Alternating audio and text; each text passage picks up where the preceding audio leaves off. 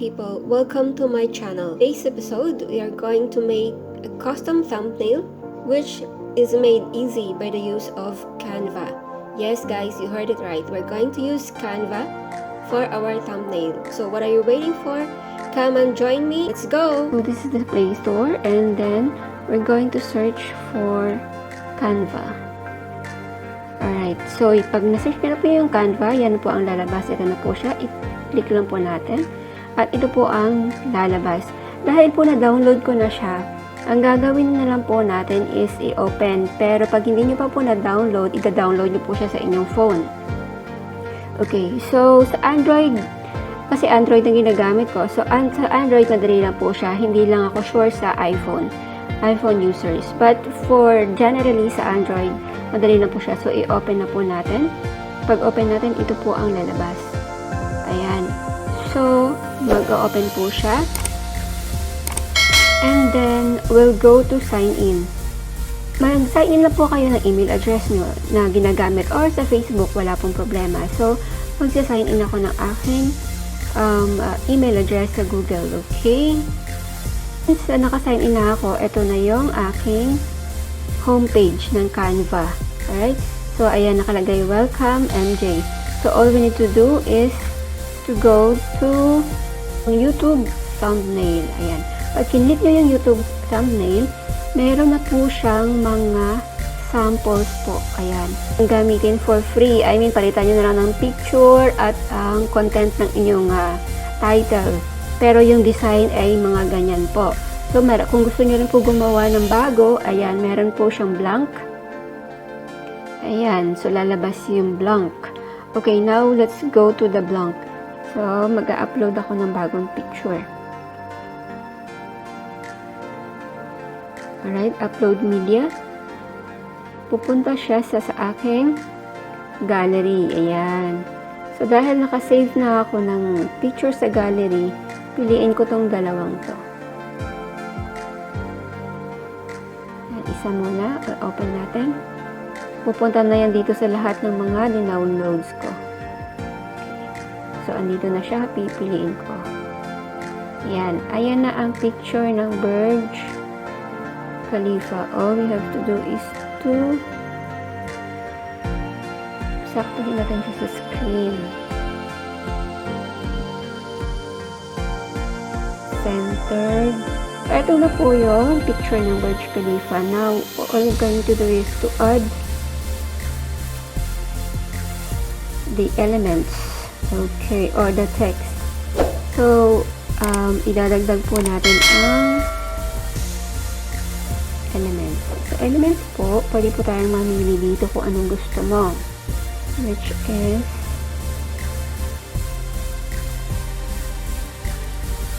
or kung gusto nyo ganito, it's like a firework.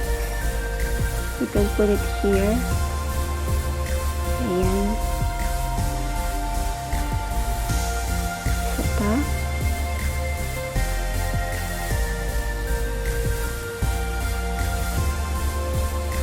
Ayan. Ilipad natin siya dito. Ayan. Tapos, itong background, pwede natin itong palitan ng itim. Yan. O, diba? Dito tayo mamili ng colors. So, black siya. Okay. Pwede rin natin itong siyang paliitin, guys, if you want. Yeah, that's it. And pwede natin siyang ilipat dito banda. Yan. All you have to do is just to crop it. Or kung gusto niyo dito natin ilagay, no problem. It will be perfect. Ayan. Kaya natin siya ilagay. And then, maglalagay po tayo ng ating title. So, all we're going to do is to just add text. So, eto po yung mga sample ng text. So, kung i-click nyo po yan, ganyan na ganyan din po yung kinalabasan niya. So, all you need to do is to just change the wordings. But everything is just like that. Okay? Let's try this one. Glow. Free lang po siya. Pag free, ibig sabihin, free po ninyong magamit. Okay, glow. Yan. Pwede natin siyang paliitin. Ayan, ilagay natin siya dyan sa taas. Ayan. And then, all we need to do is just to expand para siya dyan. Kung gusto nyo siya i-center. Ayan. And we'll just replace the words. Like for example, Burj Khalifa.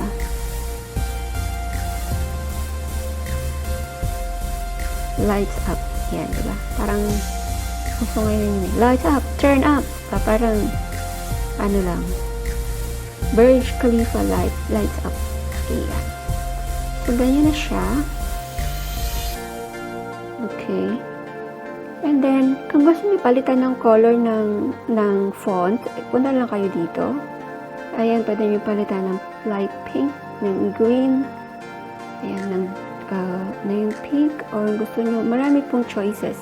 And this one also, you could use. Alright, so let's just use this pink one. And yung font also, pwede niyo siyang gawing palitan din.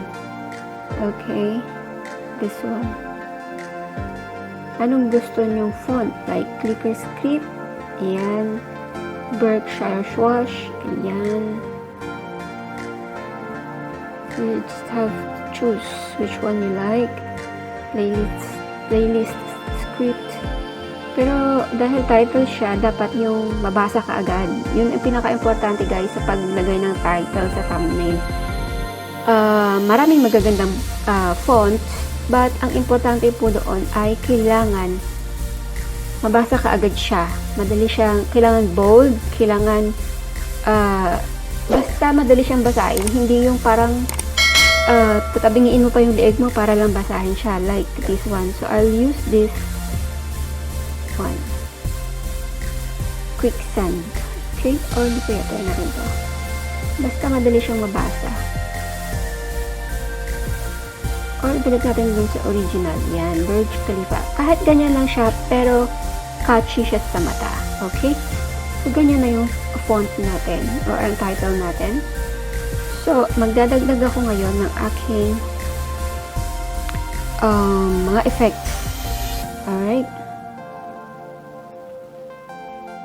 Pwede nyo rin po pala i-click, i-tap nyo lang po yung yung title. Kung gusto nyo siyang i-edit pa, like for example, gusto niya po siyang lagyan ng effects, yung position niya kung saan banda, pili lang po kayo dito sa baba.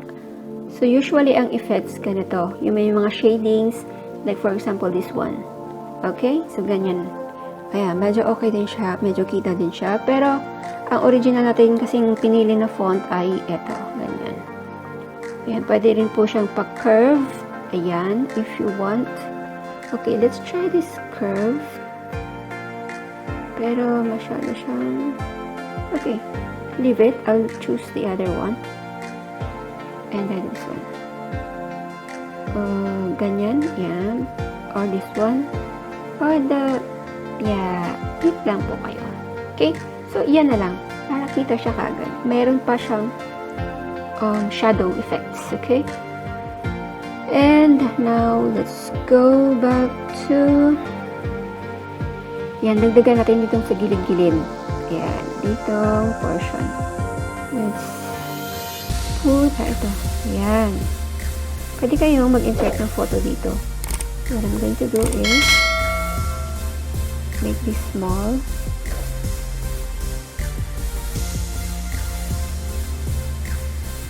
Let's put it here.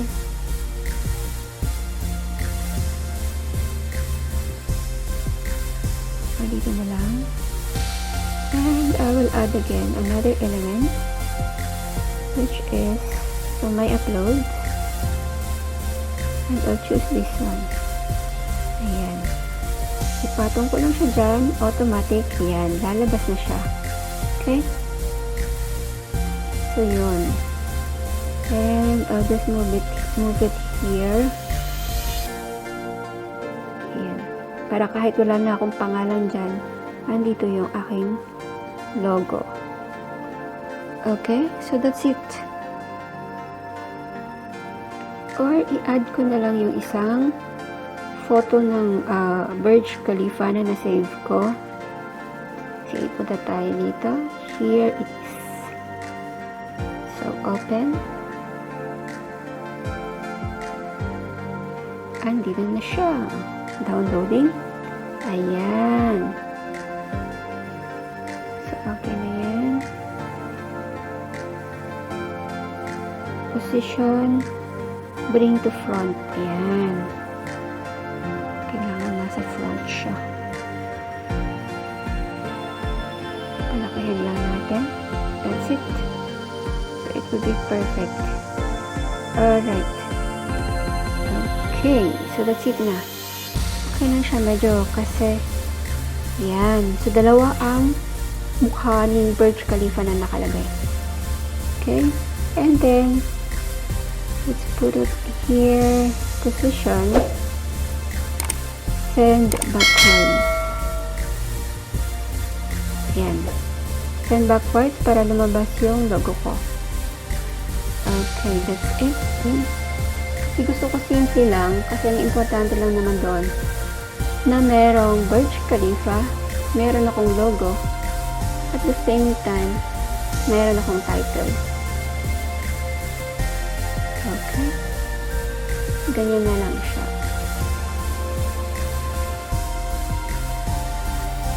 Alright. So, now, ang gagawin ko, okay na yan. Ito na yung gagawin kong thumbnail ko. So, i-download ko na siya. I-upload ko na siya. Save as image. Ayan. Preparing your design.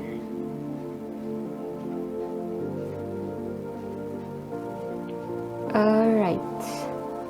So, na-save na siya. Okay, now, all we need to do is we will go to our i-close ko lang siya. Nasa-save lang naman yan. Let's go to the gallery. Ayan guys, nasa gallery ko na siya. Ayan, diba bongga. Ayan, so all I need to do is to go to my YouTube channel, open my YouTube studio, and alright, so I'm here in the video. So as you can see, these are all my videos. Ito yung sinasabi ko na ang pangit o walang kasambing-sambing. Nakita nyo itong block na ito. Ayan. So ito yung papalitan ko ng thumbnails. Edit. And all you need to do is to click like that and we'll just do custom thumbnail. And we'll just select this one. Ayan. So ayan na siya. Select. And that's it. Diba guys? Ang bilis lang niyang mag-save. Okay, Burj Khalifa lights up, the tallest building in the world. So, ganyan lang siya.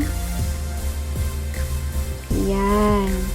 So, nabalitan ko ng kanyang thumbnail. Okay, so, that's it guys. Napakadali lang talaga niyang gawin. At marami po kayo choices. Just explore Canva. Alright, so that's it guys. Natapos na naman ang isa nating araw ng tutorial. Ayan, first time kong gumawa ng tutorial na to. So, thank you very much and have a good day. God bless everyone. Thank you for watching. Hope you learned a lot. Okay, thank you. Bye-bye.